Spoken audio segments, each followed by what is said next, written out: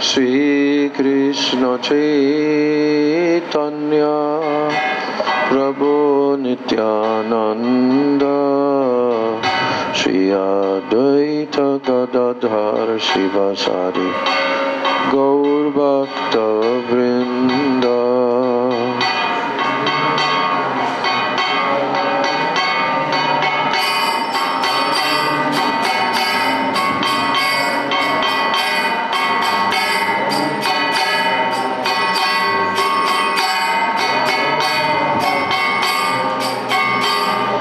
Shri Krishna Chaitanya Prabhu Nityananda Shri Advaita Gadadhar Shivasari Gaur Bhakta Vrinda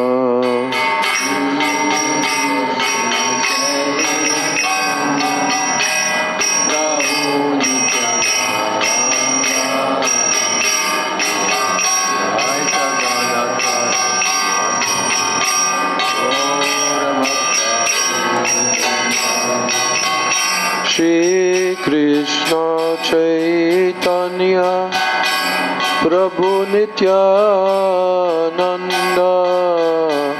Shri Advaita Gadadhar Shivasadi Gaur Bhakta Vrinda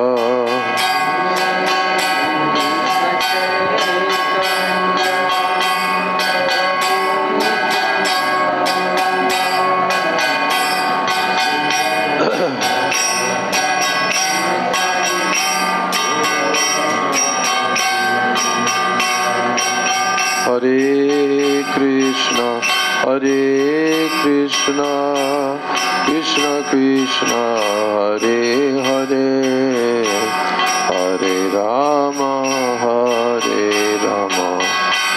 Rama Rama, Hare Hare.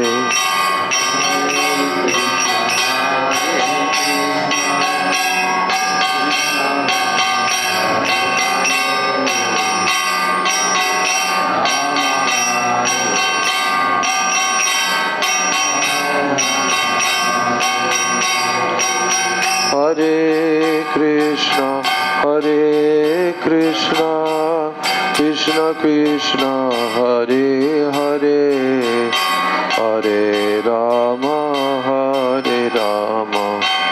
Rama Rama, Hare Hare.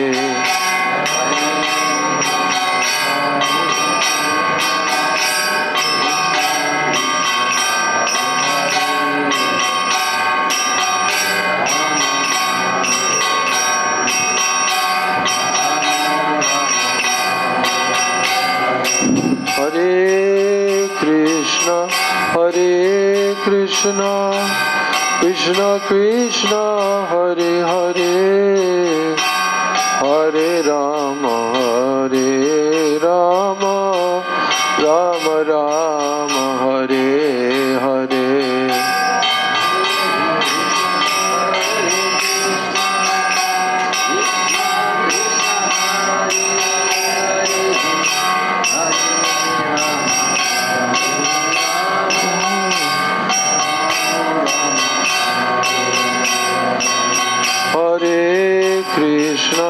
Hare Krishna, Krishna Krishna, Hare Hare, Hare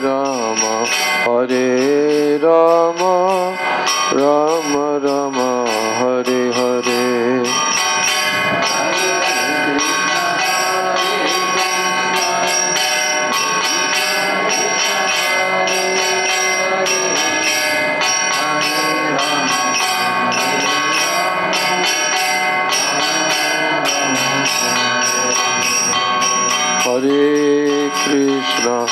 Hare Krishna, Krishna Krishna, Hare Hare, Hare Rama, Rama Rama, Hare Hare.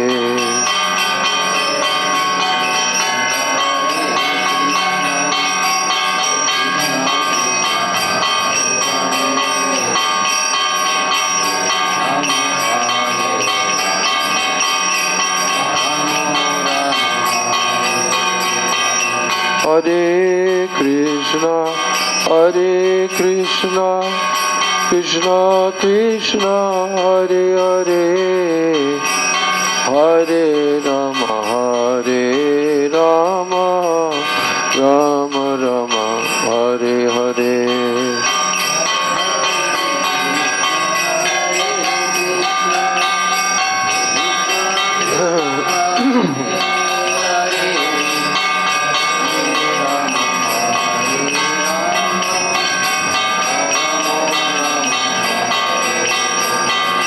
Radhe Radhe Govinda Govinda Radhe Radhe Radhe Govinda Govinda Radhe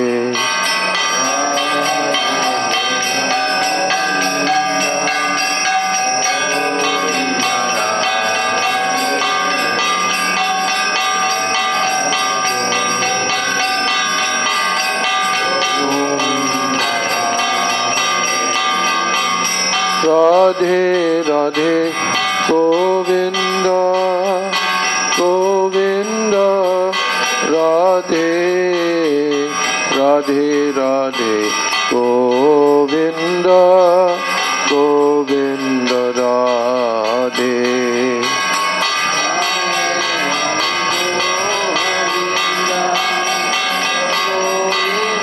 Radhe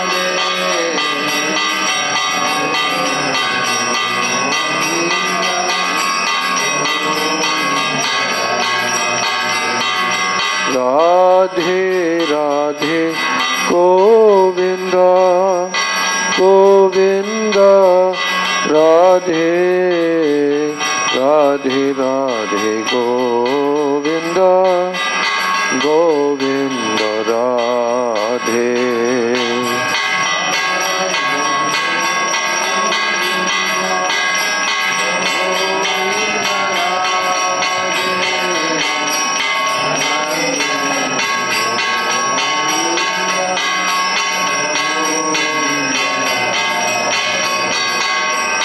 Gauranga বলিতে হবে ফুলকা শরীরা হরি হরি বলিতে না ইয়ানে বাবে নেরা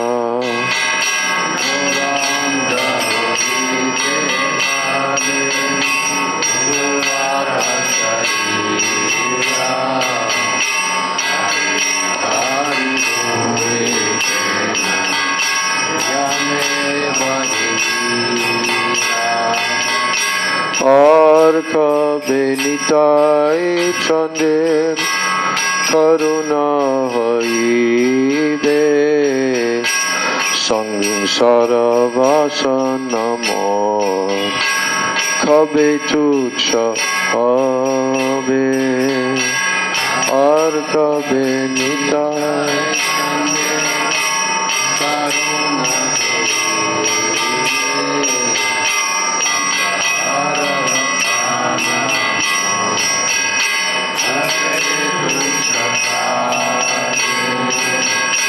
বিষয় চরিয়া কবে শুদ্ধ হবে মন কবে হাম হেরব শ্রী বৃন্দাবন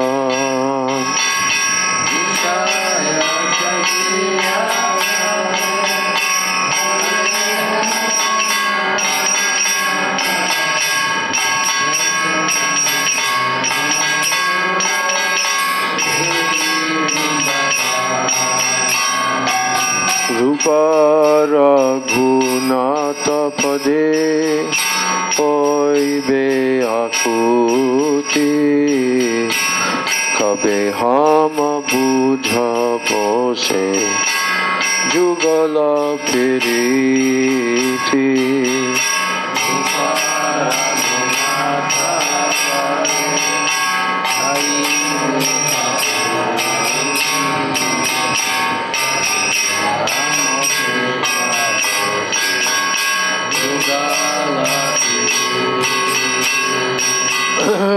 পরগুণাতপদে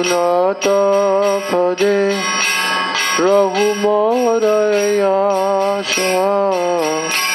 প্রার্থনা করো এ সদা নরোত্তম Das.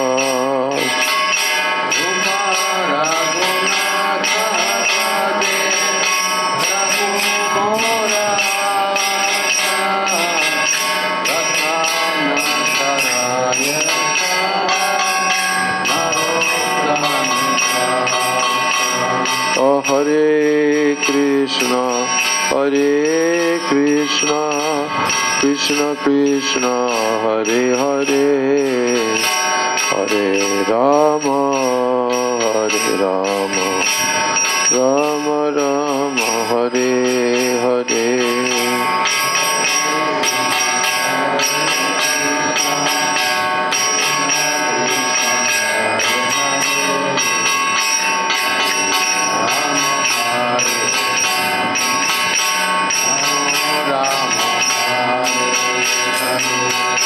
Hare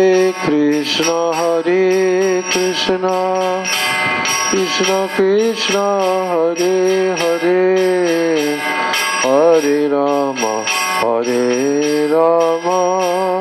Rama Rama, Hare Hare.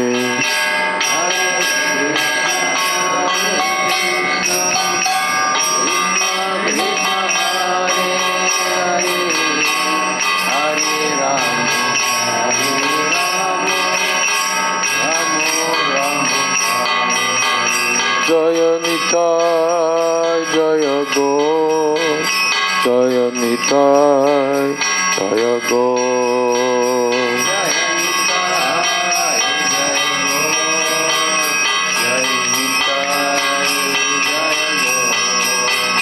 Jaya Nitai, Jaya Gaur, Jaya Nitai, Jaya Gaur.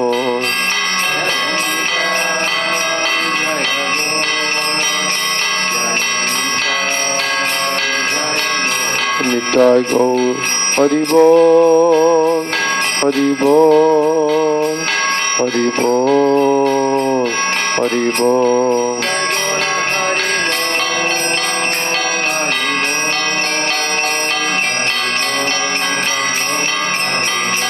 Nitai Gaur, Hari Bol, Hari Bol, Hari Bol, Hari Bol.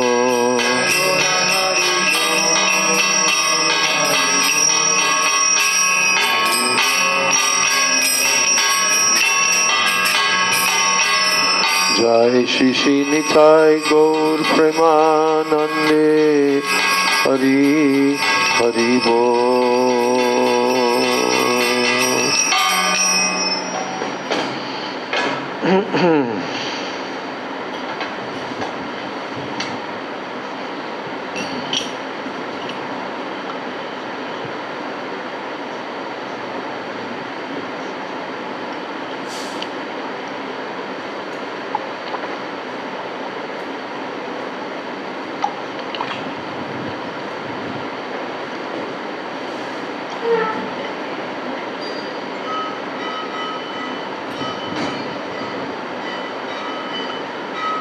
Very strange. They're ringing the prasadam bell. It's like supposed to be an hour, at least 45 minutes later. Anyway, maybe they have a group of people that they're feeding or something. Could be.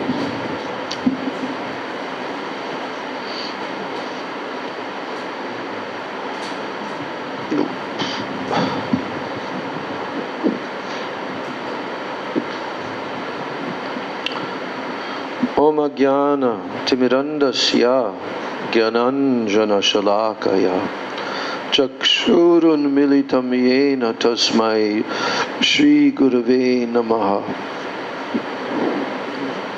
Bandeham Shri Guru Shri Jatapada Kamalam Shri Gurun Vaishnavamscha Shri Rupam Sagrajatam Sahagana Raghunathan Vitam Tam Sajivam Sadvaitam Savadhutam Parijana Sahitam Krishna Chaitanya Devam Shri Radha Krishna Padan Sahagana Lalita Shri Vishakanvitamscha.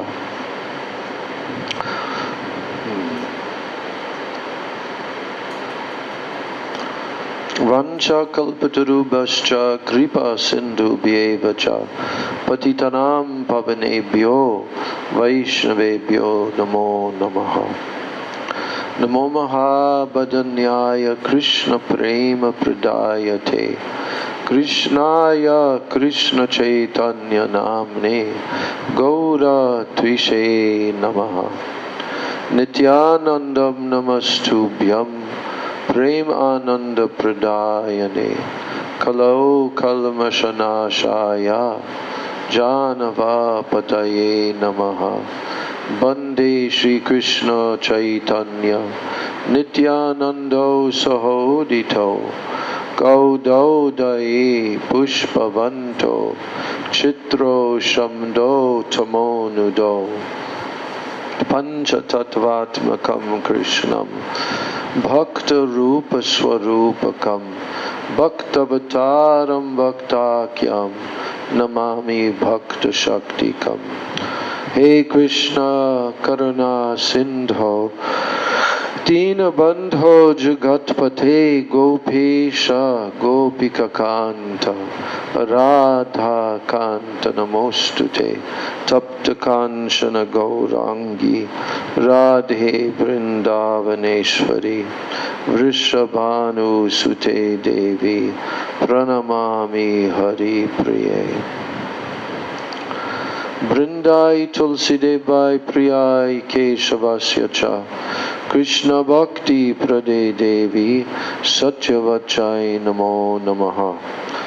Shri Krishna Chaitanya Prabhu Nityananda Shri Advaita Gadadhar Shivas Adi Gaura Bhakta Vrinda Hare Krishna Krishna Krishna Hare Hare Hare Rama Rama Rama Hare Hare Hare Krishna Krishna Krishna Hare Hare Hare Rama Rama Rama Hare Hare. First of all, I'm offering my unlimited Dandavat Pranams and my Shraddha Pushpanjali at the lotus feet of my most worshipable beloved Gurudev, Nitya Leela Pravishta, Om Vishnupad Paramahansa Asto Tarasata, Sri Srila A.C. Bhakti Vedanta Swami Maharaj Srila Prabhupada. Then I'm offering my same unlimited Dandavat Pranams and my Shraddha Pushpanjali at the lotus feet of my most worshipable beloved Siksha Gurudevs, Nitya Leela Pravishta Om Vishnupad Paramahansa, Ashtotarasata Sri Srila Bhakti Rakshak Sridhar Goswami Maharaj, and Nitya Leela Pravishta Om Vishnupad Paramahansa, Ashtotarasata Sri Srila Bhakti Vedanta Narayan Goswami Maharaj. Then I offer my unlimited Dandavat Pranams at the lotus feet of my Sri Sri Rupanuga Guru Varga and my Siksha Guru Varga. And I offer my Dandavat Pranams, especially on this disappearance day of Sri Gopal Bhatta Goswami Pad. I offer my obeisances unlimitedly at his divine lotus feet and at the lotus feet of his most beloved Sri Sri Radha Raman Jiu. My Dandavat Pranams to all the Vaishnavas and to all the Vaishnavis. So today we will honor Srila Gopal Bhatta Goswami, whose disappearance day it is today. And we will read the account of his life and his qualities from the great book,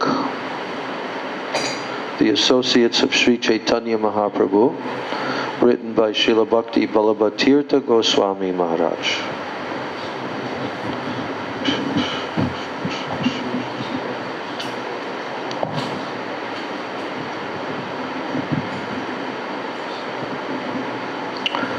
So to begin, he is quoting the shloka which identifies Gopal Bhatta Goswami. And what is his identity in Krishna Lila? So this shloka is from the Gaur Ganodesha Deepika of Sri Kavi Karnapur. And here's the verse. Ananga Manjari Yasit Sadhya Gopala Bhattaka Bhatta Goswaminam Kechit Ahu Sri Guna Manjari. So she, who was formerly Ananga Manjari, has appeared to enrich Mahaprabhu's pastimes as Srila Gopal Bhatta Goswami. Some say that Gopal Bhatta is actually Guna Manjari. So this is the quotation. And Srila Gopal Bhatta Goswami, he appeared in 1500 AD. Though, according to some authorities, he was born in 1503 as the son of Venkata Bhatta in the town of Sri Rangam in South India. So, let's figure it out. Suppose he's born in 1500 AD. Mahaprabhu is born in 1486. So, 1486 up to 1500 is 14 years. And then if he was born in 1503, which some persons say, then that would be 18 years after. Wait a minute.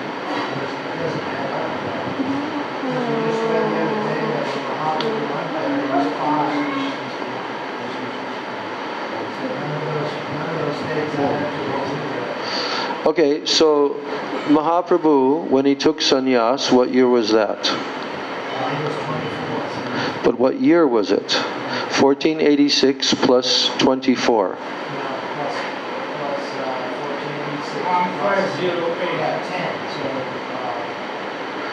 Yeah. Huh? 1510. When he took sannyas.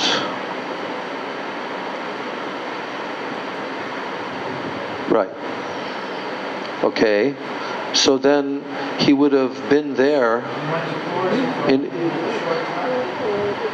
Right, I know. But I'm just saying, he would have been there probably toward the end of that 2-year traveling in Sri Rangam, so that means it would have been 1512, let's say. 1512, that he would have been visiting in Sri Rangam. Okay, so that means that if Gopal Bhatta Goswami was born in 1503, like some persons say, he would have been 9 years old. But if he's born in 1500, then he would be 12 years old. So, does that add up? That can be, it could be, right? But what did we, that he was 5 years old? Oh, okay. All right. So let's see what we have to learn here. What is this? Oh, yeah. Okay. Anyway, he was born as the son of Venkata Bhatta in the town of Sri Rangam in South India. Their residence was in a village not far from Sri Ranga, which was called Belagundi. So according to Narahari in the Bhakti Ratnakara, Srila Gopal Bhatta Goswami was given a vision in a dream by Mahaprabhu in which he was fortunate enough to witness all the Lord's Navadvip pastimes. An eternal associate of Krishna, he appeared in a faraway place in order to participate in Lord Gauranga's pastimes. So even so, he was able to know long before he even saw him that the Lord had appeared and had taken sannyas. Gopal Bhatta did not particularly like the Lord's appearance as a sannyasi. He was distressed and crying alone when the Lord appeared to him and gave him the dream vision of his Navadvip Leela. So in this vision, the Lord was overwhelmed by ecstatic love, and he embraced him and he drenched him in his tears. So, having said this to Gopal, the Lord embraced him and... Oh, this is the quote from Bhakti Ratnakar. Having said this to Gopal, the Lord embraced him and drenched him in his tears. He then told him to keep all these experiences secret, and Gopal felt great joy in his mind. So, now the Lord's teachings to Gopal's father. In 1510, Mahaprabhu made his auspicious appearance in the pilgrimage city of Sri Rangam. He was invited by Venkatabhatta to spend the 4 months of the Chaturmasya in his house. So knowing him to be a strict Vaishnava, Mahaprabhu accepted his invitation. And in fact, the Lord's pastime of coming to Sri Rangam and staying at Venkatabhatta's home was to give his mercy to Gopal Bhatta and his family. For the Lord knew that Gopal, his eternal companion, had appeared there. So at this time, Gopal Bhatta was still a young boy. He was fortunate enough to be able to serve the Lord by massaging his feet. Even though he was satisfied with Venkatabhatta and his family's service, the Lord observed that Venkata had an element of pride in his object of worship.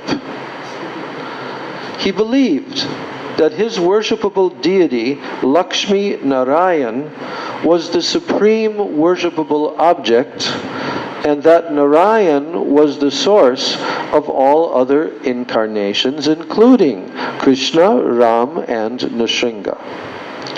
His reasoning was that Narayan is never born, he is Aja, while Krishna and Ram take birth in the world. He thus thought the following: Oh, Mahaprabhu worships Krishna, the incarnation of Narayan, while we worship Narayan, the source of all incarnations. So what was the correct thing to understand in this? Let's pause for a moment.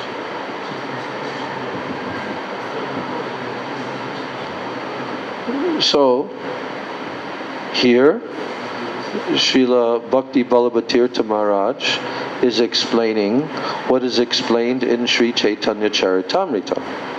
How when Mahaprabhu visited Sri Rangam and he visited to the house of Venkatabhatta, we've already mentioned this in previous classes, actually twice.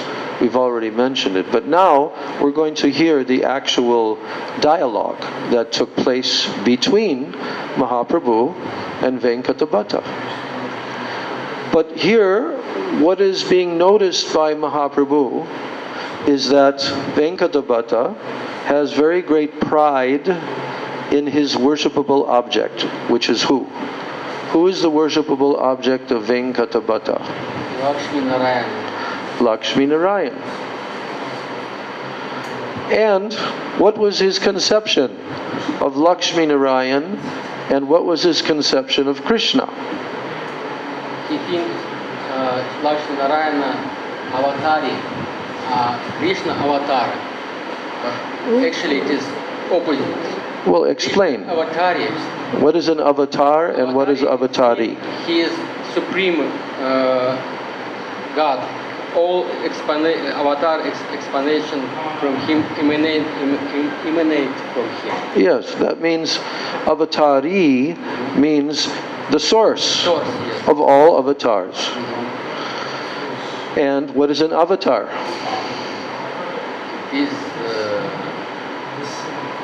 What is the meaning? What is the meaning of avatar? who descend from who descends down. God. Yes, who descends down from the spiritual world. So what was his conception? What did he believe? He thought that Rama and Krishna were born in material world, that's why Narayana was never born. So he was saying that Lord Narayan is superior to Krishna and Ram and so forth. And he was saying that the form of Krishna is subordinate to the form of Lord Narayan. Why? Because Lord Narayan is the source of Krishna, the source of Ram, the source of Nrsimha. So this was his conception. This is what he understood. So, and he thought, oh, Mahaprabhu, he worships Krishna, who is the incarnation of Narayan, while we worship Narayan, who is the source of all incarnations. So this is what he was thinking. So, but what is the actual truth? What is the actual truth? What is the actual fact? Was he thinking correctly or not? Huh? What he was thinking was what? Incorrect, not correct. It was a misconception that he had. So Mahaprabhu noticed this misunderstanding that Venkatabhatta had. Therefore, now Sri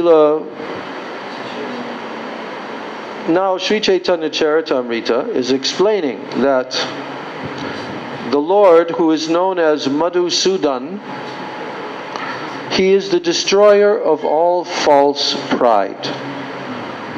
False pride. There is real pride and there is false pride. That also means lojnaya ego. That means false ego, false pride. And Krishna, who is known as Madhusudan, he is the destroyer of false pride. So therefore, Mahaprabhu finally decided one day that he would do the same for Venkata. What would he do? He would destroy his false pride. So then one day Mahaprabhu asked him in a bantering tone. What does it mean to banter? Do you know? Bantering means to throw some challenge, and then the other person meets the challenge and then he throws back another challenge. So this is the tone of voice in which Mahaprabhu spoke to Venkatabhatta. Why? Because he was intimate now with the family. He had lived there for, almost 4 months. And therefore, he could talk in a kind of a joking manner with him. So he said, Mahaprabhu said to Venkata, "Oh Venkata, I hear that no one is equal in opulence to your Lord Narayan. And the same is true for your worshipable goddess Lakshmi Devi. That what? No one is equal in opulence. So, but on the other hand, the object of my worship, Krishna, he has no opulences of any kind. He wears garlands of wild forest flowers. He uses peacock feathers for decoration. He is the son of Nanda Gopa. He spends his day grazing the cows while the other cowherd boys, with the other cowherd boys. So, my worshipable goddesses, Mahaprabhu is saying, my worshipable goddesses, the gopis, they are also nothing but poor cowherd girls. I wonder, therefore, why your worshipable Lakshmi Devi came to Vrindavan to perform austerities in the hope of gaining Krishna's company in the rasa dance. So what was Mahaprabhu's question to him? What was the question that Mahaprabhu was asking to Venkatabhatta? Why Lakshmi comes to Vrindavan and do austerities? Why she did it? Why she did it? No.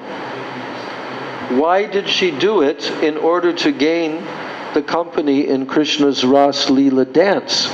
That's already understood. Yes, rasa dance. She won't. But why did she do that? Because she's a goddess of fortune. And in Vrindavan, Krishna is just surrounded by cowherd people, and cows and cowherd boys and trees and peacocks and like this.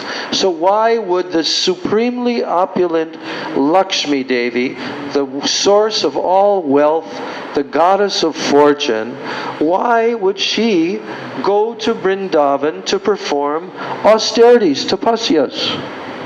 Huh? And what was her objective? To gain the company of Krishna. In where? To associate with Krishna where? In the rasa dance. So Mahaprabhu, you have to understand, this is a very serious discussion. Mahaprabhu is living in their house. They are worshippers of Lakshmi Narayan. They are coming in the Sri Sampradaya. But Mahaprabhu notices that he, Venkatabhatta, has a misconception about Krishna in relation to Lord Narayan. So now he's posing a question. Why? Why did Lakshmi go to Vrindavan and perform so many tapasyas, austerities, in order to gain entrance into Krishna's rasa dance? Why? Now, Venkatabhatta, immediately he answered Mahaprabhu. This is what he said. What's wrong with that? What is wrong with that? Radha's beloved Krishna is not different from Lakshmi Devi's husband, Lord Narayan. Right? Huh? Non-different. Right? Lord Narayan is Krishna, Krishna is Lord Narayan. The beloved Krishna, who is beloved of Srimati Radhika, actually he's non-different than Lakshmi Devi's husband Narayan. So in order to substantiate what he just told, so he quotes the verse from Bhakti Rasamrita Sindhu, which says, Siddhantas tu avedepi Shrisha Krishna Swarupayo Rase not Krishyate Krishna Krishna Rupam Esha Rasastiti. So this is very, very important verse. Very important verse that he quoted. This is what he told in defense of Goddess of Fortune going to Vrindavan to perform austerities. So, here's the meaning of this verse. Siddhantas tu abedepi. Actually, this means that according to Siddhanta, here he says theological doctrine, Siddhanta. It means philosophical conclusion. So according to that perspective, Krishna and the husband of Lakshmi, they are identical in essence. Do we accept that fact? Do we accept that fact? That Krishna and Lord Narayan are identical in their essence? Yes? Okay. We accept that. So, but then the second line, it says, although this is a fact, according to that philosophical perspective, the husband of Lakshmi and Krishna are identical in essence. However, although that is true, the form of Krishna is superior when it is analyzed from the point of view of what? Rasa. Rasa. From that perspective, rasa vichar. Rasenot krishyate Krishna, Krishna rupam esha rasa stiti. This means that from that view of divine sentiment, Krishna is superior. Divine sentiment means rasa. This is the conclusion that is based on the analysis of rasa. Rase not krishyate Krishna, Krishna rupam esha. Krishna rupam esha rasa stiti. Okay. So, then Venkatabhatta, after quoting this verse, then he said, because the divine sentiment in Krishna is superior, there is no fault if Lakshmi Devi chooses to seek his association and to perform austerities to that end. So he defended everything up to this point. Understand? Everything was defended by him. Mahaprabhu made a philosophical kind of like a challenge to him. And he said, what is the fault? Because Krishna is extension of Lord Narayan. What's the fault for her in wanting to associate with Krishna even though he's superior by rasa? Okay? So, and therefore, in order to accomplish that, she performed austerities. Again, I'll ask you the same question I asked you the other day to see if you can remember. Where did Lakshmi Devi perform austerities in Braj? Bilvan. Where? Bilvan. You know also? Because I should right now talk. I know, but I'm asking also you. Before someone told, I don't remember. Okay. Everyone say 3 times, Belvan, Belvan, Belvan. Everyone. Bilvan, Bilvan, Bilvan. That's where Lakshmi Devi is still performing austerities even now in Braja. Across the Yamuna River, there's a village called Belvan. That's where there's a temple of Lakshmi, and that's where Lakshmi Devi was performing austerities and still now. So now, he said that to Mahaprabhu, but what did Mahaprabhu answer? Mahaprabhu answered, I am not saying that there is any fault. So Venkata's defending his position of Lakshmi Devi going and performing austerities as if to defend her against some kind of fault.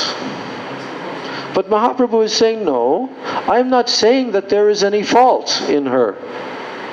I agree that from the transcendental point of view, Krishna and Narayan are identical. But the difference between them, it is based on an analysis of rasa. Sacred rapture, he calls it here. Rasa. So when the Lord performs pastimes of opulence, then he is Narayan. He is performing pastimes of so much opulence, Aishwarya. And when he performs those types of pastimes, then he is Lord Narayan. Yes. So thus, when Lakshmi performs austerities to have the association of Krishna, there is no question of her breaking her vows of fidelity to her husband. Understand? She's not doing any extramarital affair. No, because Krishna, she sees Krishna as a manifestation of her husband, Lord Narayan, in that form. So, this is what Mahaprabhu is telling in response. So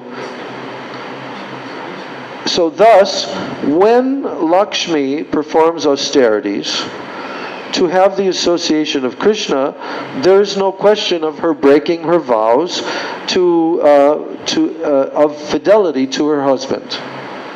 Vows of chastity to her husband. There's no question. She's not breaking her vows of chastity. So thus, she went to perform these austerities in Vrindavan. But, Mahaprabhu said, I have another question for you.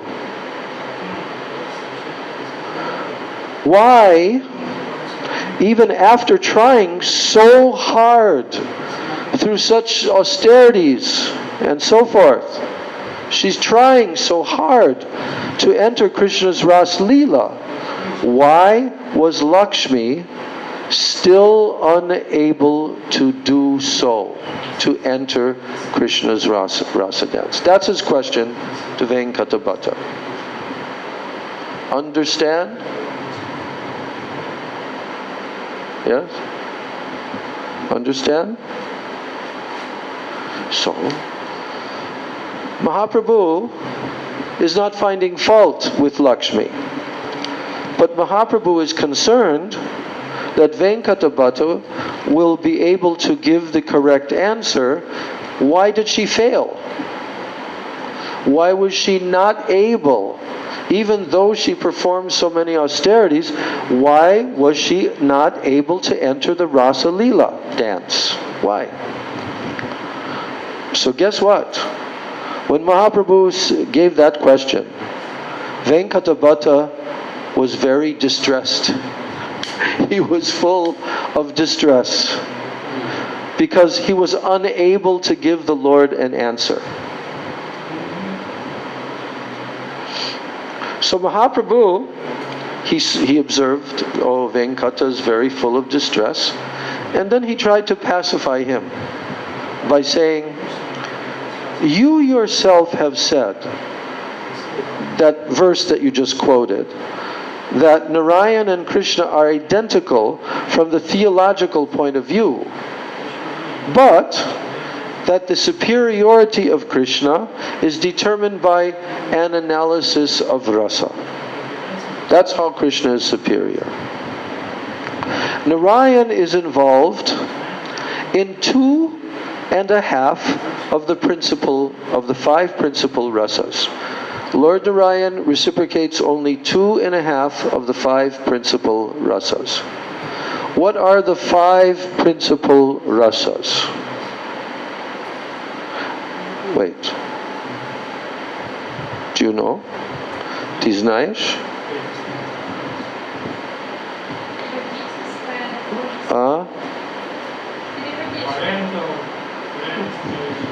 She said Vatsalya and Sakya, she said.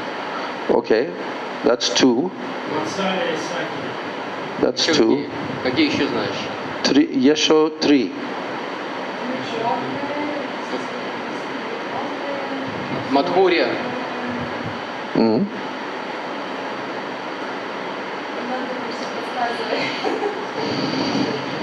Actually, Дасия. Dasya, okay. Последний. Only one more.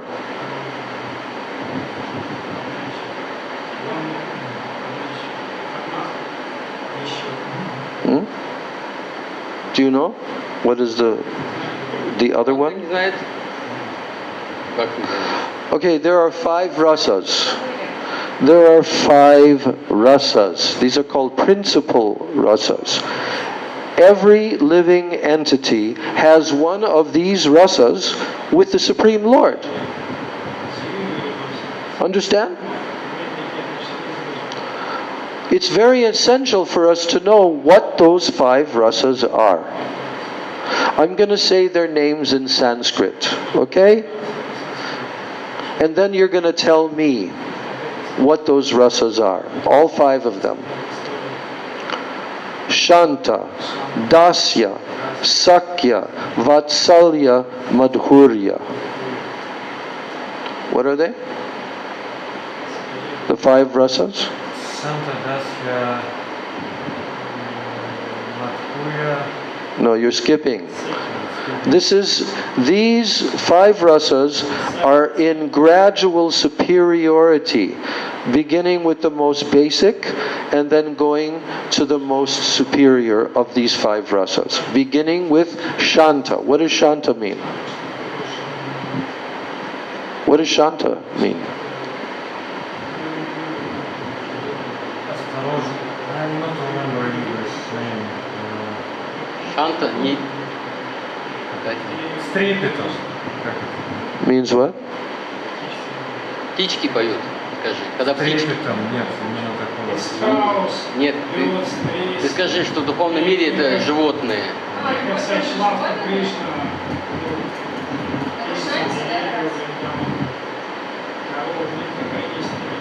Huh?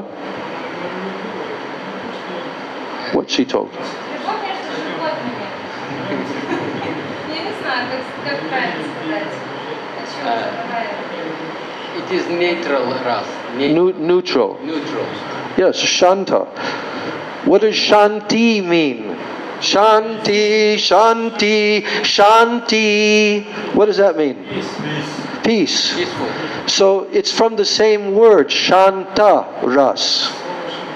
Shanta means that the devotee is situated in realization.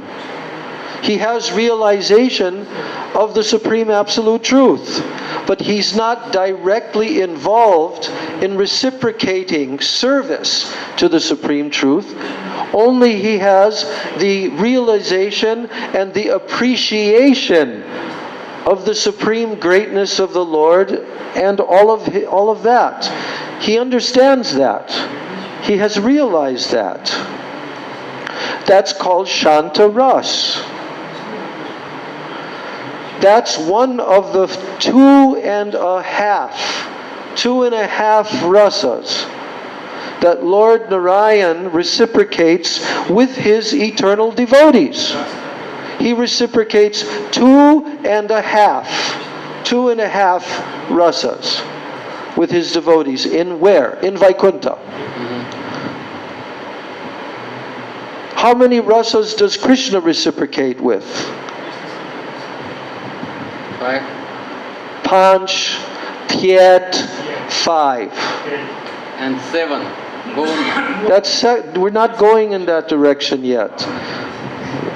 There's millions of combinations of rasa, but we're only talking about the 5 principal rasas. So now we've explained the first one, Shanta. It has the least amount of relishing and tasting of rasa. But the devotee who is in Shanta Ras, he feels very satisfied in his heart. But he has not yet understood that by serving the Lord, there is a much, much higher taste of ras. So he exists in appreciation. He appreciates, you see. That is called Shanta. Now, in this material world, in case you didn't know, all these 5 rasas are also existing. But they are perverted. They are perverted rasas because they're a reflection of the original rasa in the spiritual world. Understand? So, in the material world, what living entities in various forms and bodies and species and all that, which living entities are situated in this Shanta Ras in the material world? That means in relation to us humans. In relation to us humans, which other living entities are situated in Shanta Ras?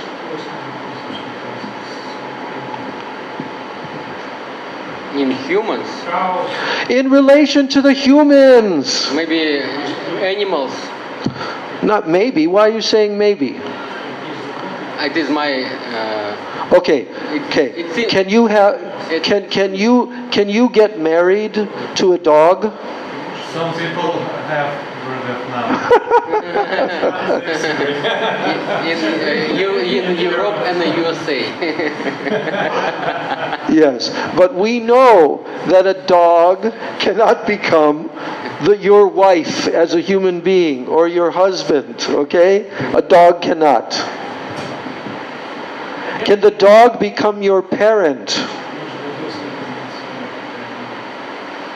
Okay, listen, wait. Listen. Animals can have, you can have different reciprocation with animals. Can the animal become your servant? In one sense it can. Go fetch, go bring me for a dog, like that. But actually the animal does not know the mood of being the servant. That's only coming about automatically by his, what's it called? What's the word? Not intuition, his, like all different species have automatic sentiments. So, but you know, in the West they say, dog is man's best friend. And many people keep a dog to become their friend. But in actuality, the dog, or the fish, or the birds, or any of the animals, they cannot reciprocate in that rasa with you. They cannot reciprocate in the four rasas because they don't have the developed consciousness that a human being has, you see. So the human being can imagine that they're reciprocating, but in actuality they cannot. The only way that they can reciprocate is they exist. They accept your existence. So that's Shantaras. Shantaras. The tree, the plants, they're all in Shantaras. You understand? The insects, the scorpions and snakes, reptiles, they're all in Shantaras in relation to the human beings. Every species other than human is in Shantaras. Yes, we can utilize their service. For example, the bull, the oxen, they can pull a chariot. They can do service to human beings. But that's just their natural instinct. That was the word I was trying to remember, is instinct, yeah. Yes. See, the cow also is called mother. Right? The cow is our mother. But the cow, although the cow is performing that function, and the cow is kind of willingly giving the milk, but the cow is not thinking like that. Oh, this is my child human being.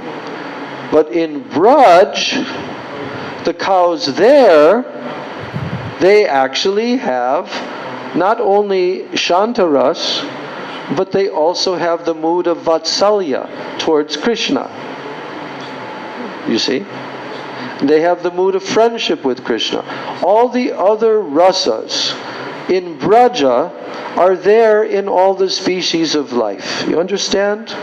Not only that, even the clouds and the inanimate objects in Braj, they also have the mood of love for Krishna. You see? And the trees, when Krishna touches the trees feel the mood that the gopis feel. When Krishna touches the gopis, the trees feel that. You see?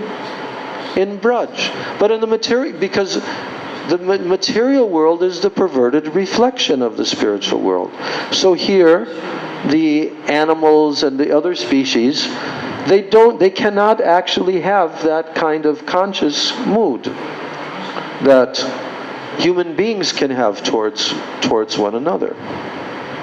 So, this is important to understand, because otherwise you will not understand the meaning of this discussion, that Krishna is far, far superior by rasa than Lord Narayan. Because as Mahaprabhu just told, that Lord Narayan only reciprocates 2.5 rasas with his devotees. What are they? Shanta, Dasya, and a half of Sakya mixed with Dasya. That's all. And Aishwarya, it is only Aishwarya Sakya. What about Aishwarya? Aishwarya means mood of Aishwarya Sakya. But Sakya in Vrindavan, it is absolutely different. But we're only talking about the rasa itself. The rasa itself, it does not exist with Lord Narayan. Huh?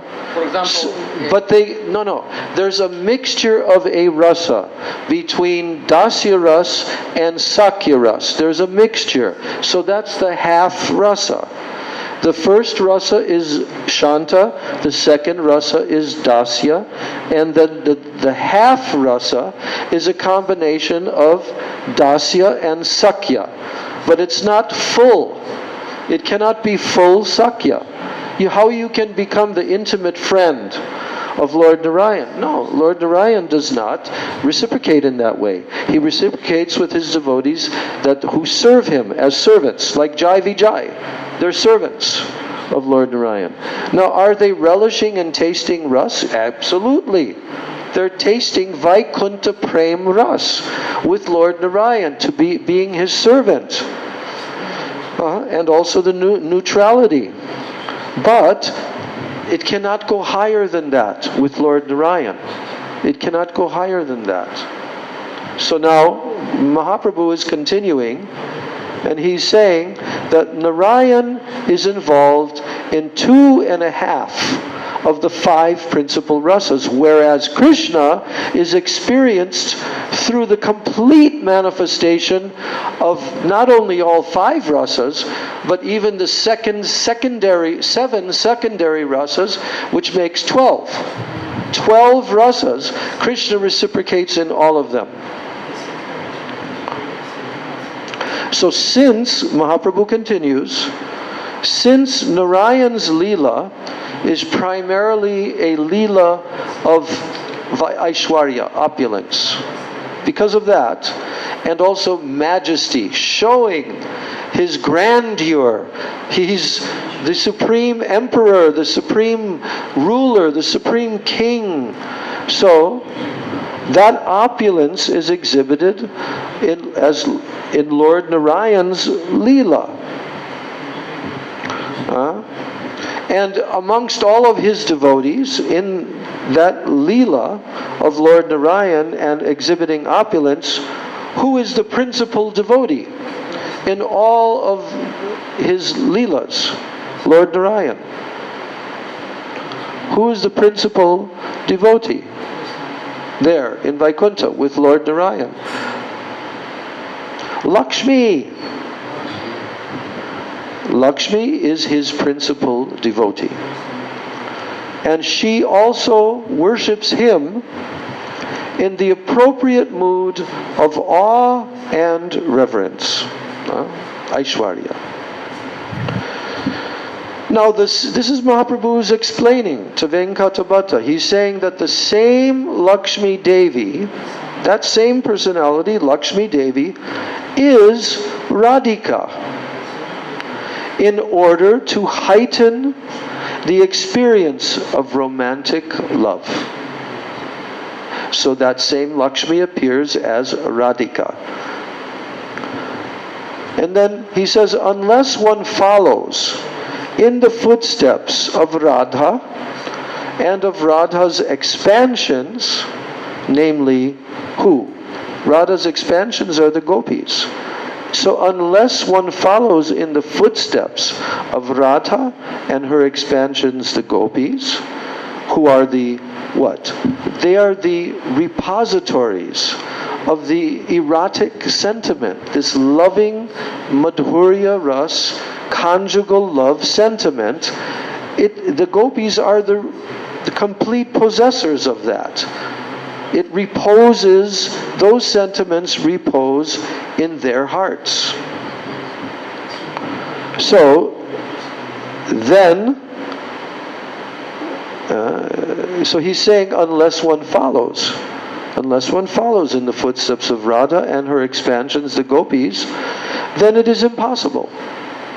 It is impossible to relish Krishna's sweet qualities, such as those virtues in Krishna, which are particularly inspiring for the romantic mood of love in Madhurya Rasa. Unless one follows in the footsteps of the gopis, it's impossible to relish all of Krishna's sweet qualities, which he exhibits in those moods of exchanging Madhurya sentiments with the gopis. So the reason for Lakshmi Devi's failure, now Mahaprabhu comes straight to the point. Because Mahaprabhu challenged Venkatabhatta that, what was his challenge? What was the challenging question that Mahaprabhu told to Venkatabhatta about Lakshmi Devi's attempt to enter Krishna's rasa dance? Why didn't steal and not enter in rasa? Yes, she didn't succeed in her attempt. She was not successful in her attempt. And when he asked this to Venkata, Venkata could not answer. So now Mahaprabhu has explained all these points to him, and now he comes straight to the conclusion. He says the reason for Lakshmi Devi's failure is that she did not follow in the gopis' footsteps, but she continued to perform her austerities in the mood of awe and reverence. So as a result, she repeatedly found herself in the company of Lord Narayan and never in the company of Krishna. She did not end up in Krishna's association, only in the association of Narayan. But now, Mahaprabhu gives another example, because there were some personalities who also made an attempt to enter into Krishna's rasa dance. Who were they? They were called the Shrutis. That means the Upanishads and the Vedic literatures who were personified. They were as personalities. And what did they do? They did not do what Lakshmi did. In contrast to that, what Lakshmi did, they followed the gopis in the what? Rag Marg. They followed the gopis in their worship of Krishna in the Rag Marg. And so, they were ultimately able to achieve Krishna's service in the Madhurya Rasa mood. They succeeded. So then Mahaprabhu says that as long as one continues to think of Krishna in majestic terms, that means the Lord of the Creator of the universe. If someone is continuing to think of Krishna in that way, then that person cannot possibly worship in the spirit of Rag Anuga Bhakti.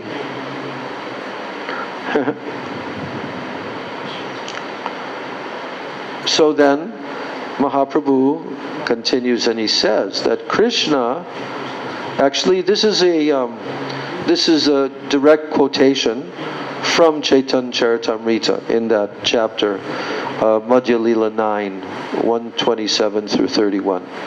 So, now Mahaprabhu is quoting, and he's telling this is the quote of Mahaprabhu, what he's telling to Venkatabhatta. That Krishna has one extraordinary characteristic.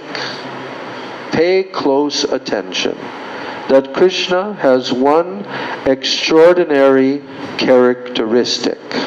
What is that one extraordinary characteristic? Here it is. By his sweetness,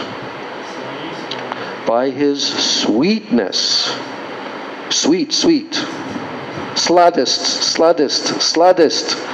By his sweetness, he attracts the minds of the entire world. That one characteristic of Krishna is so supreme. No one else can do this. Only Krishna can attract the minds of the entire world. So, by taking on the mood of the Braja Gopis, if someone takes their mood, then one can attain to that Krishna's lotus feet. To that Krishna.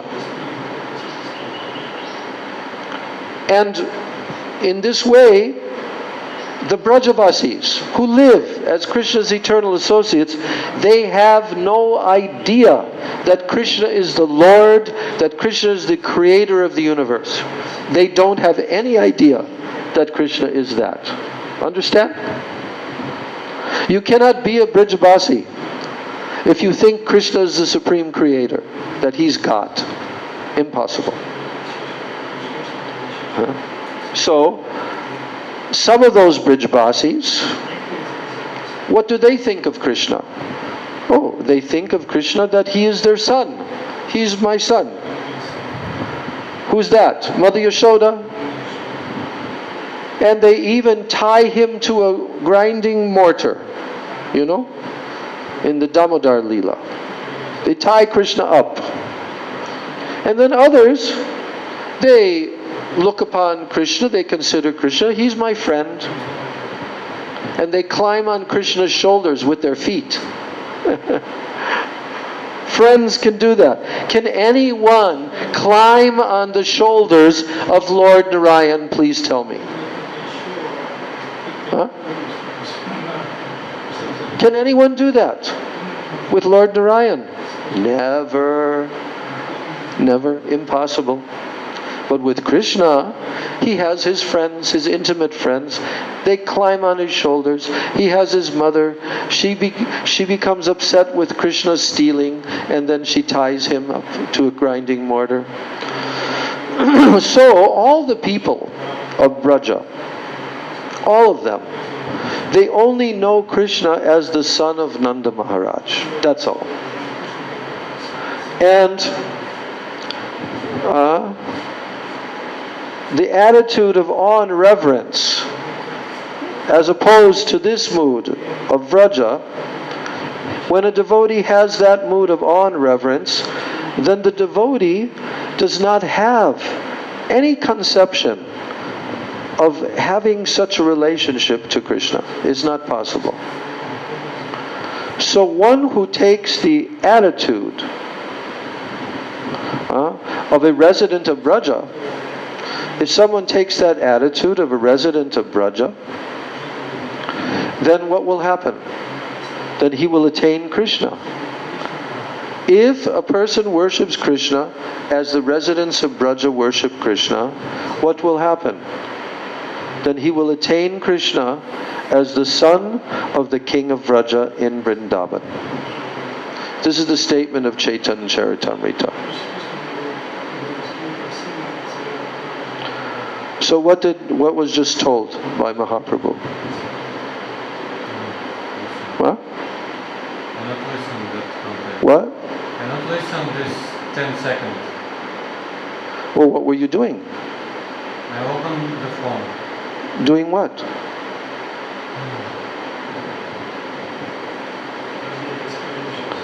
Doing what? On your phone. Didn't you see me the other day? I gave very heavy chastisement. And I forbid. No one should bring their phone and do stuff on their phone during the lecture. Did I not say that the other day? You were here. You say it. What? Yes. Yes, I said it. So then why are you doing?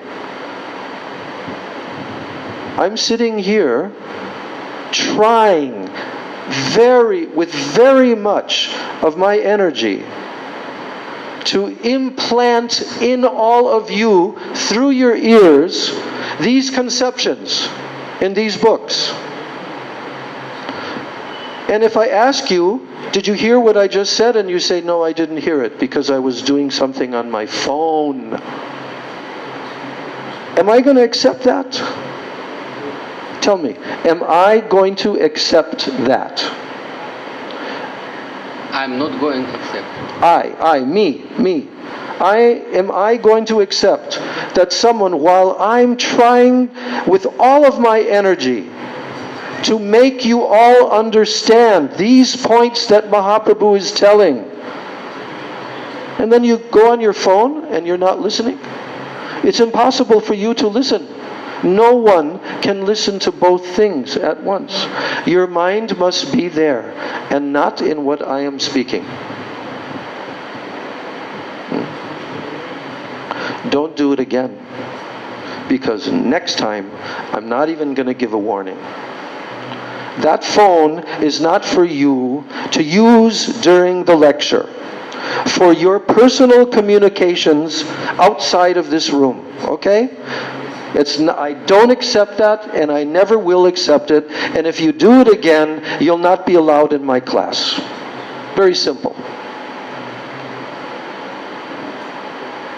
Can't you see? Can't you see the effort that I'm trying to make? Day after day after day after day, week after week, month after month. Why? So that you can learn what I understand, what is understood by all of our acharyas, so that you can learn it. How are you going to learn it? If you're doing other communications while I'm trying to implant these conceptions in your heart. Huh? This is actually an insult to Guru. This is an insult. These phones did not exist during the time of our previous acharyas. But there was no question of the students sitting in front of their guru and carrying on a conversation with someone. Huh? Do you think that they would do that in front of Srila Prabhupada, physically sitting with Prabhupada? And then carrying on, having a conversation with someone while Prabhupada is lecturing? Never. Never. But now we think it's okay to have because we have this secret little device that we can hide in our lap, and he won't be able to see it. It's very easy to see if someone is listening to you or not listening. That's all I'm going to say. Very big disturbance to the Harikatha. Very big disturbance. Не внутри, я читаю. А я сам читаю.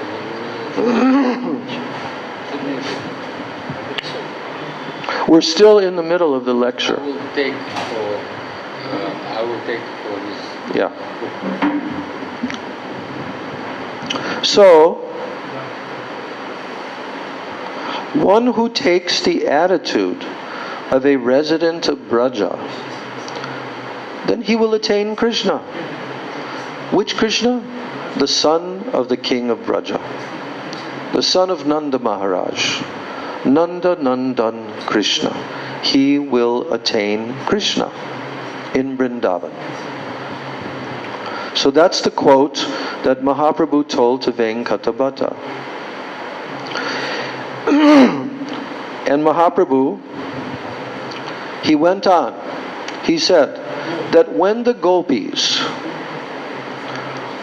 who are the objects of my worship, when they were abandoned by Krishna in the rasa dance, they began to cry in the intensity of their distress at not seeing him.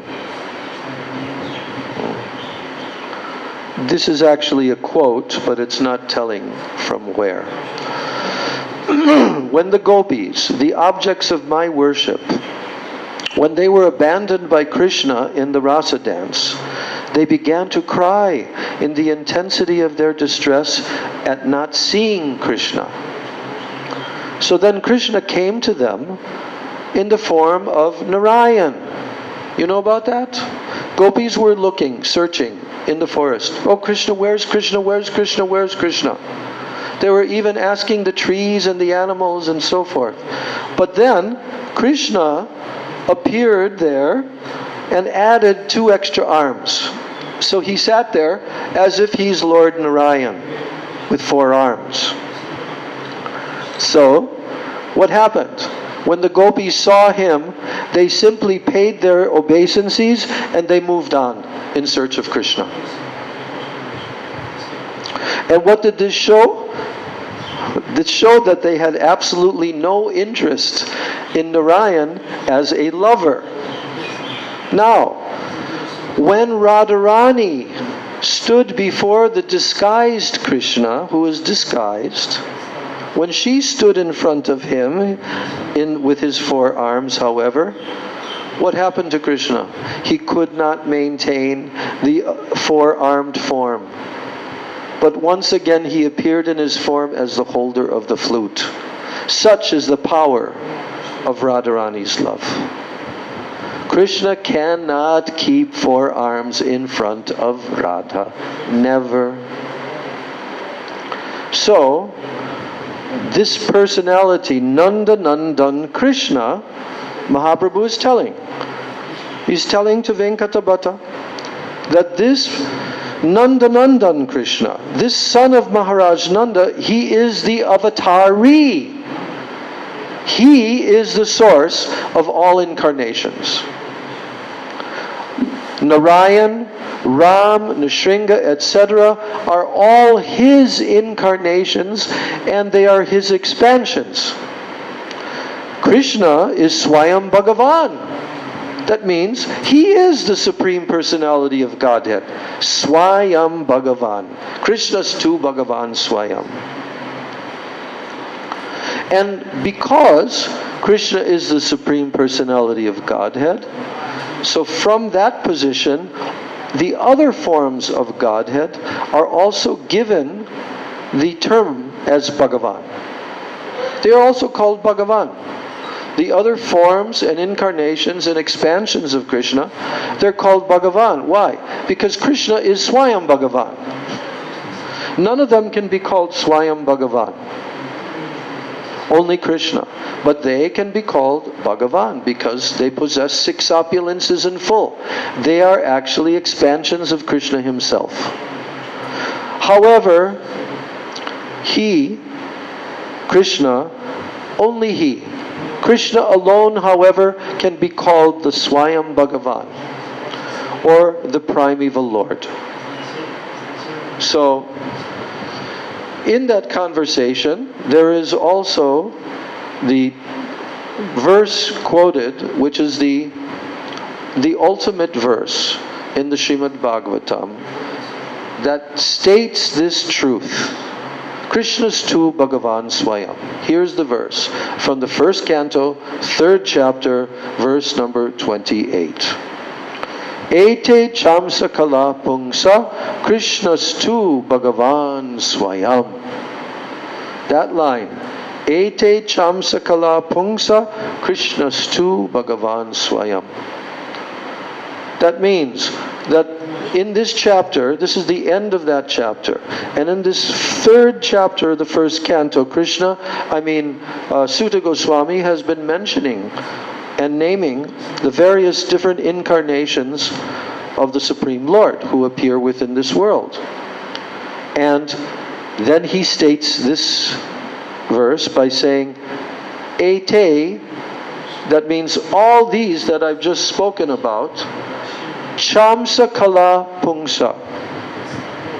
That means they are angsas and kalas. Angsa means a part, and kala means a part of a part. Okay? So he directly tells here, All of these incarnations and expansions that have just been mentioned are either angshas or kalas. However, Krishna's too Bhagavan Swayam. Only Krishna is Bhagavan Swayam, Swayam Bhagavan. And that Krishna, he and his expansions, they appear yuga after yuga in every age to do what?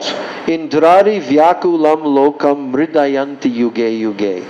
That they bring joy to this world when all the jivas and the demigods even, they're being tormented by the Indrari. Indrari means the enemies of Indra and the demigods. So this is one of the most important verses. So you repeat after me. I'm going to teach you the first line only. Ete. Ete. Everyone repeat. Ete. Ete. Ete. Ete. Changsa. Chamsha. Changsa. Chamsha. Kala. Kala. Kala. Kala. Ete Changsa Kala. Eti Chamsha Kala. Ete Changsa Kala. Eti Chamsha Kala. Pungsa. Pumsa. Pungsa. Pumsa. Ete Changsa Kala Pungsa. Eti Chamsha Kala Pumsa. Ete Changsa Kala Pungsa. Eti Chamsha Kala Pumsa. Krishna's too. Krishna's too. Krishna's too. Krishna's too. Bhagavan Swayam. Bhagavan Swayam. Bhagavan Swayam. Bhagavan Swayam. Krishna's too. Krishna's too. Bhagavan Swayam. Bhagavan Swayam. Krishna's too Bhagavan Swayam. Krishna's too. Bhagavan Swayam. Krishna's too Bhagavan Swayam. Krishna's too. Bhagavan Swayam. Krishna's too Bhagavan Swayam. Krishna's too. Bhagavan. You say it without reading it. Krishna's too. Bhagavan Swayam.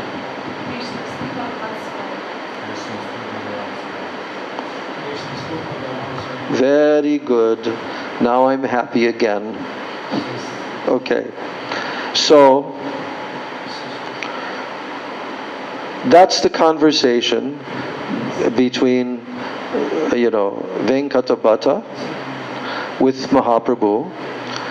And through the power of Chaitanya, Sri Krishna Chaitanya Mahaprabhu's merciful association, then Venkatabhata, his brother Prabodhananda Saraswati, and his son Gopal Bhatta Goswami, and all the other members of his family, they were inspired to give up the worship of Lakshmi Narayan, and they became engaged in the exclusive devotional service of Radha and Krishna. They gave up their worship of Lakshmi Narayan and they became absorbed in the worship of Radha and Krishna. Exclusive devotional service. So Srila Gopal Bhatta Goswami, he took initiation from his uncle, who was the uncle of Gopal Bhatta Goswami. We just spoke about him the other day. Tridandi Yati, he was a sannyasi. Srimad Prabodhananda Saraswati. So the proof of this is found in the Hari Bhakti Vilas. The proof of the fact that he took initiation from his uncle. There it is said in the Hari Bhakti Vilas. Bhakter Vilasams Chinute Prabodha Nandasya Shishyo Bhagavat Priyasya Gopala Bhatto Raghunatha Dasam Santoshayam Rupa Sanatanocha. This means Gopal Bhatta, the disciple of Prabodhananda, who is dear to the Lord, he has collected these devotional activities to satisfy Raghunath Das Goswami, Rupa, and Sanatan Goswamis. So Gopal's parents, because this whole reading is about Gopal Bhatta Goswami, because it's his disappearance today. So we're reading this account. And he says that Gopal's parents, they were very fortunate. Gopal's parents were very fortunate because they surrendered themselves, life and soul, to the feet of Lord Chaitanya. This is the Bhakti Ratnakara being quoted. So how much more fortunate can you get than having Chaitanya Mahaprabhu staying and living in your house every day and interacting with him? So, as a result of his staying there, they completely surrendered themselves, life and soul, to the feet of Lord Chaitanya. If Lord Chaitanya stayed in your house, would you surrender at his lotus feet fully? Yeah? Why? He's Krishna's to Bhagavan Swayam. Yes. Okay. Now the section about Gopal Bhatta coming to Vrindavan. Let me just check here.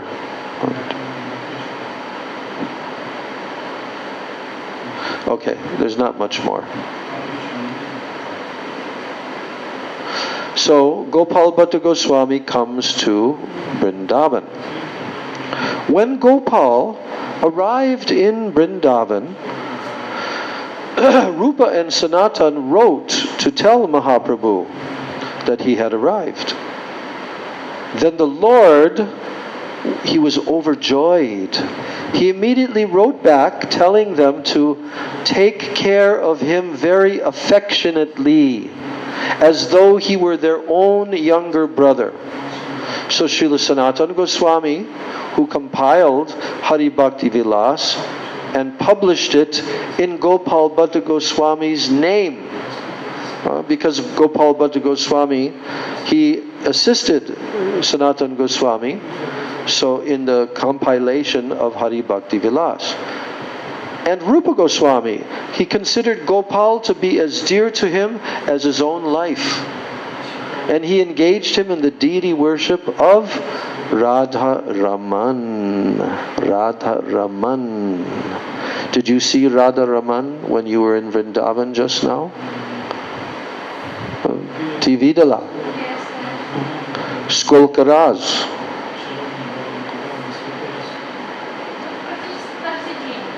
Every day. Каждый день. Okay. Very, very good. So, Gopal Bhatta Goswami, he's the one who manifested, actually Krishna manifested himself, but he manifested himself for Gopal Bhatta Goswami. Now, Srila Gopal Bhatta Goswami, he became one of the 6 Goswamis. There's only 6. We know there's a 7th one, Srila Bhaktivinoda Thakur, but in the time of Mahaprabhu, they are his direct disciples. 6 Goswamis. So, he became one of these 6 Goswamis, but he always kept an attitude of meekness and humility. Yes. So when Krishnadas Kaviraj approached him for permission, to give permission to write the Chaitanya Charitamrita, he granted it. But he gave one condition, that he not write about him. So, yes, so Krishnadas Kaviraj Goswami could not go against the order of Gopal Bhatta, and thus he did nothing more than mention his name. He only mentioned his name. Sri Jiva Goswami, he writes in his introduction to the Satsandarbha that he wrote it on the basis of an earlier text by Gopal Bhatta. And Srila Gopal Bhatta Goswami also wrote a book called Sat Kriya Sar Deepika. This is the book that is used by the whole Gaudiya Math for all of their different samskaras and initiations and installations, everything. Sat Kriya Sardipika. This means, the translation of this is the light on the essential sacraments for the Vaishnavas. Sat Kriya Sar, the essential sacraments. Sat Kriya Sar, that the Vaishnavas should perform. Deepika, showing a light on that. So thus, his contribution to Gaudiya Vaishnav literature, it was in editing the Hari Bhakti Vilas, in preparing the notes for Jiva's Sat Sandarbha, and in compiling Sat Kriya Sar Deepika. And he also gave great joy to the community of devotees by writing a commentary on Bilva Mangal Thakur's Krishna Karnamrita.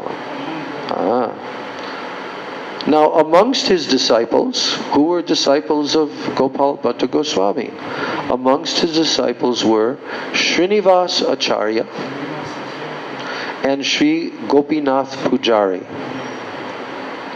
Now, the following story is also told about Gopinath Pujari's becoming Gopal Bhatta's disciple.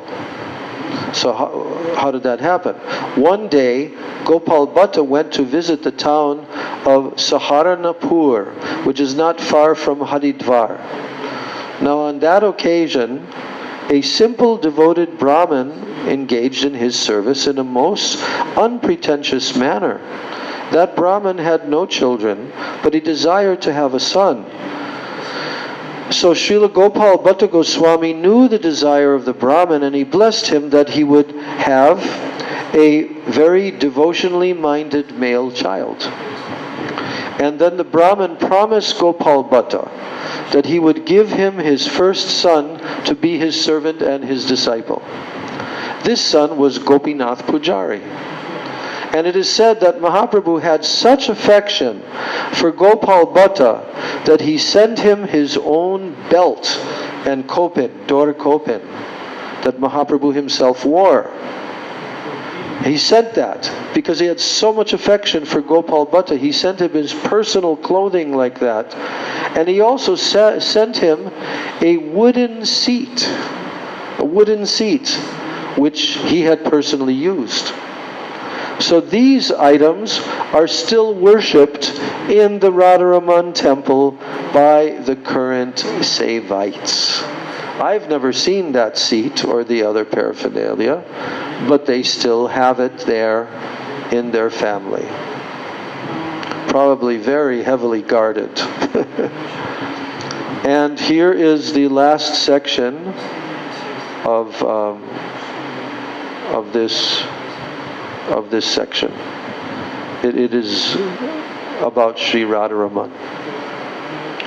So when Srila Gopal Bhatta Goswami was visiting the pilgrimage centers of northern India, so there he found a Shalagram Shila on the banks of the Gandaki River. And he took the worshipable stone and he carried it with him wherever he went, treating it as who? Treating that stone as Brajendra Nandan Krishna himself. And one day he thought that he would like to worship the Lord in a deity form, so that he could expand his service. So on the very next day, he found that the Shalagram Shila had transformed itself into Radha Raman to fulfill the wish of his devotee. So this deity stands alone without any form of Radha standing by his side, but instead, as a symbol of Radharani, a silver crown is placed on his left side. And the story is also told in the following way. It is said that Srila Gopal Bhatta Goswami used to daily worship 12 shalagrams. He developed a desire to serve the Lord in the form of a deity, thinking that in this way he would be able to worship him in a much better way. So the Lord within his heart, he knew his feelings, and therefore through a rich merchant, he had many beautiful items used in the worship of the deity, such as ornaments and clothes. He had them sent to him through a rich merchant. Yes. Who had them sent? The Lord in the heart. Then Gopal began to worry that all these beautiful objects would be wasted because there was no way that he could use them unless he had a deity in a human form. So that night he put the shalagrams to rest, and in the morning he saw that one of them had been transformed into the Radha Raman deity. So when Rupa and Sanatan heard that Krishna had so mercifully appeared to Gopal Bhatta, they immediately came with the other devotees for darshan. And when they saw him, they were ecstatic with love. So the annual festival commemorating Radha Raman's appearance when he is bathed publicly takes place on the full moon day of Vaishak. The Radha Raman temple is considered one of the most important in Vrindavan. So, Srila Gopal Bhatta Goswami, he ended his earthly pastimes on the Krishna Panchami of Asar of 1507 of the Shaka era, 1585 AD. And his Samadhi temple is behind the current Radharaman temple. So by reading Srinivasacharya's hymn to the six Goswamis, the Sad Goswami Astakam, we can understand their glories. Gaur Premanande. Srila Gopal Bhatta Goswami Pada Ki Jai, Shri Radharaman Jiu Ki Jai, Shri Radharaman Jiu Ki Jai, Nitai Gaur Premanande, Hari Hari Bol. So that means that if he was born in 1503, then he would have left the world at the age of 82 years old. And if he was born in 1500, he would have been 85 years old. All right, so that concludes our class for today. Our class in which we have become very much enlightened by the glories of Gopal Bhatta Goswami and the intimate relationship that Sri Chaitanya Mahaprabhu had with his whole family, and how Mahaprabhu converted them from the worship of Lakshmi Narayan to the worship of Radha and Krishna. So our next class, today is Friday. We had shifted our Thursday class. I looked, there was nothing on Bhakti Jivan Acharya Maharaj, whose disappearance day was yesterday, so. But the day after tomorrow, on Sunday, we'll again have class, and on that day it is the disappearance day of Srila Lokanath Goswami. Who was Lokanath Goswami the guru of? Narottam Das. Yes. And Narottam Das Thakur was his only disciple. Yes. Very exalted personality, Lokanath Goswami. So we'll have class on this Sunday, day after tomorrow. And then on Tuesday, there's nothing on the calendar, but the next day, on Wednesday, it is Srila Bhakti Kamala Govinda Maharaj, who we've been able to meet him while he was still present within this world. Bhakti Kamala Govinda Maharaj. And it is also Kamika Ekadasi. That's on Wednesday, on coming up Wednesday. Like 6 days from today. So, But we will have class. We'll have class on the Tuesday as usual. And then we will have our class on Thursday again. Let me see. Yeah.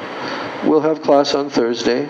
That happens to be the disappearance day of our sannyas Gurubai and our devotional cousin Sri Srimad Bhaktivedanta Tirtha Maharaj. So they'll be having a temple. Many of his disciples will come on that day. So then the next class after that, on the Thursday, will be the Sunday class of the 4th of August. And that Sunday class is Srila Bhakti Rakshak Sridhar Goswami Maharaj's disappearance day.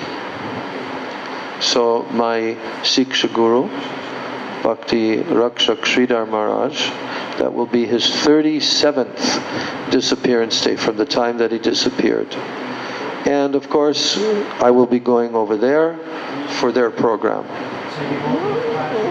I won't be giving class here on that day because their class is around the same time, 10, 11, like that. So I'll speak over there, but there's a lot of speakers. So, but what we can do, that's on Sunday,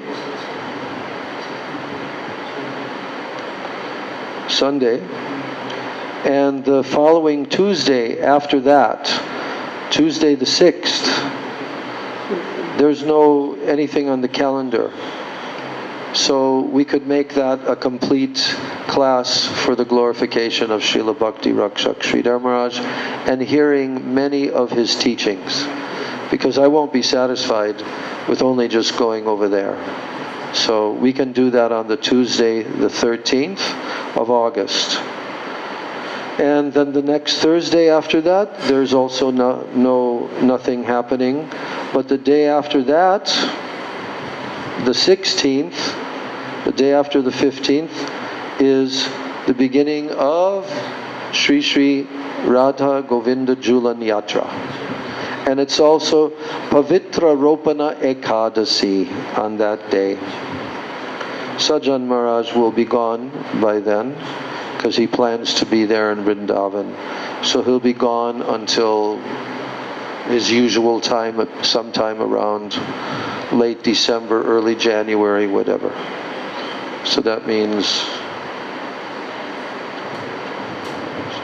like 4.5 months. So, but the 17th, big day. 17th is landing on a Saturday. So, that's Srila Rupa Goswami's disappearance day.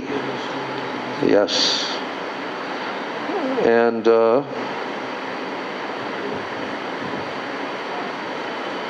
it's also the disappearance day of Sri Gauri Das Pandit and also Sri Govinda Das, two associates of Gauranga Mahaprabhu.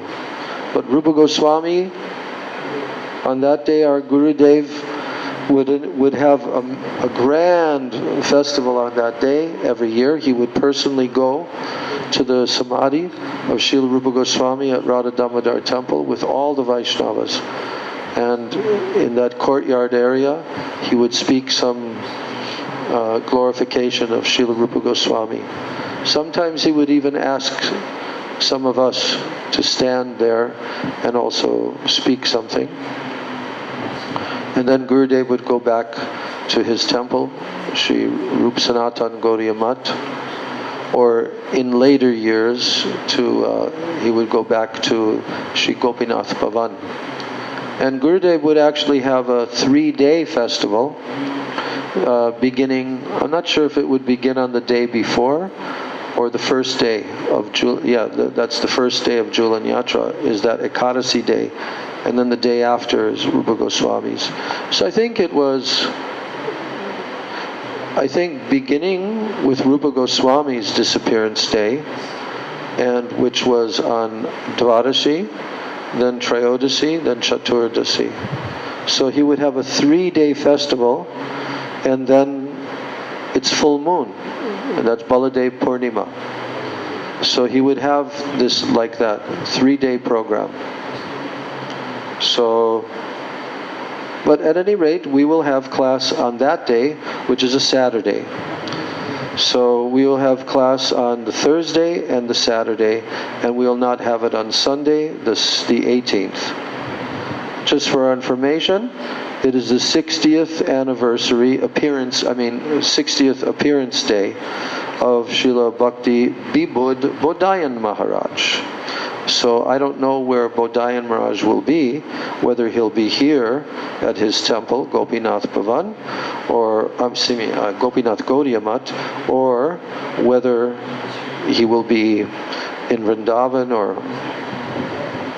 That's on Sunday, August 18th. Sunday, August 18th. And then the next day, Monday, is the end of Julan Yatra, and it's Baladev Purnima. So we will have a program on the Saturday for Srila Rupa Goswami's disappearance day, Saturday the 17th.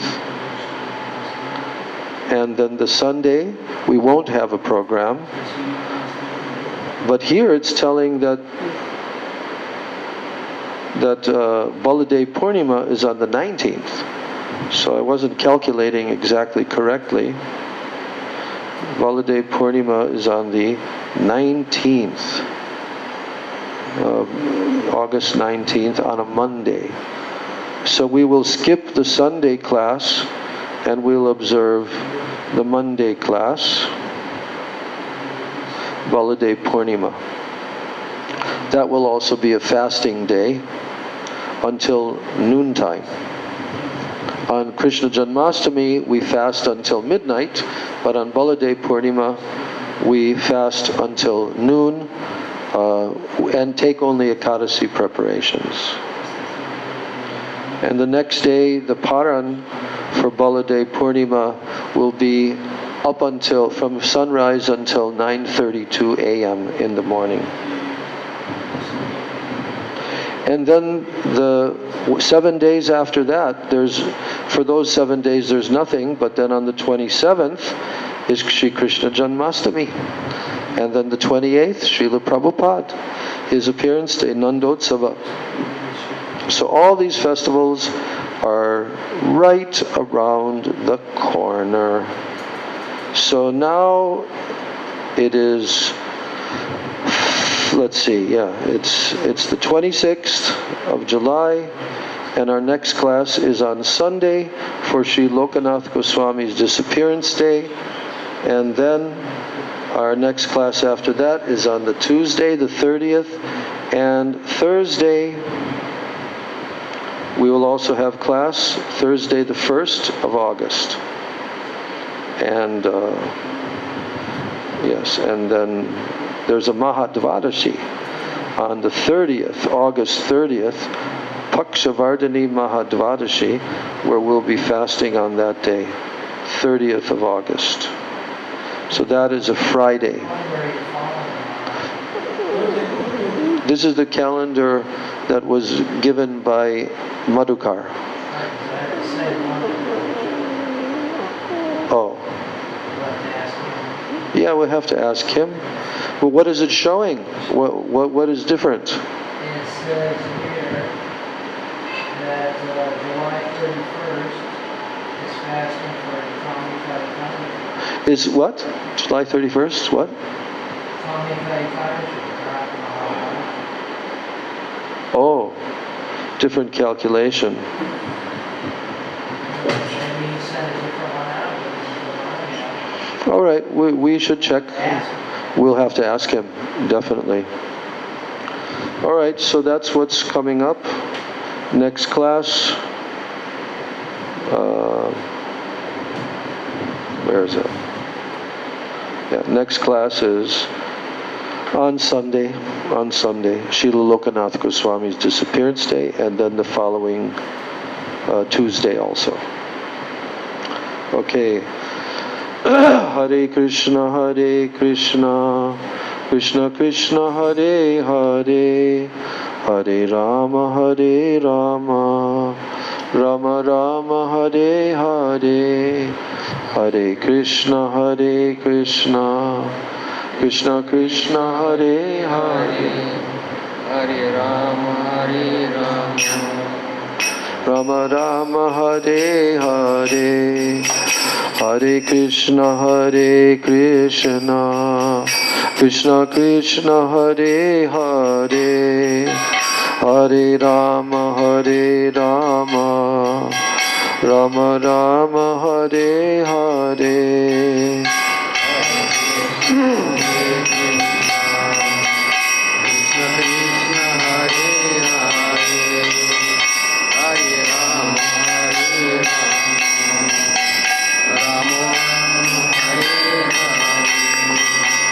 Hare Krishna, Krishna Krishna, Hare Hare, Hare Rama, Rama Rama, Hare Hare.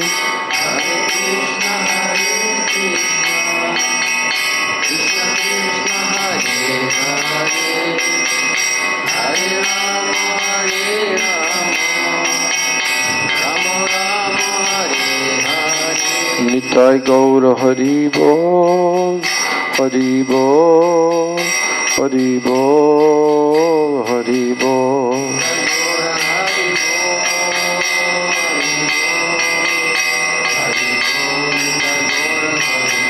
Nitai Gaura Hari Bol, Hari Bol, Hari Bol, Hari Bol.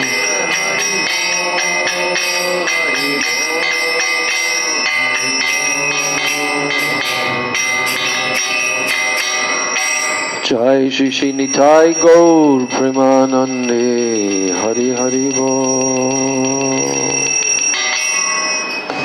Om Vrindai Tulsidebai Priyai Keshavasya Cha Krishna Bhakti Prade Devi Satyavachai Namo Namaha Mansha Kalpatarubhascha Kripa Sindhubheva Cha Patitanam Bhavanebhyo Vaishnavebhyo Namo Namaha. All glory to the assembled devotees.